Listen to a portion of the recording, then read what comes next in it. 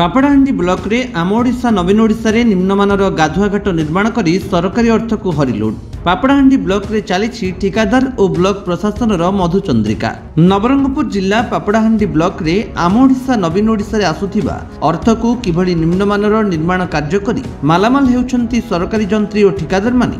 एहार गोटे ज्वलंत उदाहरण देखा मिली पापड़ाहांडी ब्लॉक रो मखिया पंचायत श्रीलोकगुड़ा ग्राम ठारे एक गाधुआघाट निर्माण कार्य। ए कार्य सकाशे 2023-24 आर्थिक वर्ष रे 3 लाख टंका आसीथिला, किंतु एटा ठिकादार दिवाकर सुना और सरकारी जंत्री मधुचंद्रिका निम्नमानर गाधुआघाट निर्माण करा जायछि। ए ठिकादार निजे स्वीकार करी कहिसंती जे ए काम रे 50,000 रु 60,000 टंका खर्च होइतिला और सरकारी जंत्री ए बाबदकू 1,50,000 टंका पीसी बाबदरे नैछंती। हेले वर्तमान प्रश्न उठुछि पापड़ाहांडी ब्लॉक रे निम्नमानर कार्य करी सरकारी जंत्री और ठिकादार माने किभली सरकारी अर्थ को हरिलुट करी हेउछंती मालेमाल। पापड़ाहांडी ब्लॉक रे आसिथिबा आम ओडिशा नवीन ओडिशा रे आसुथिबा कार्यगुडी जिला प्रशासन हस्तक्षेप करी एहार तदंत करबाकू बुद्धिजीवी माने मत प्रकाश करिसंती।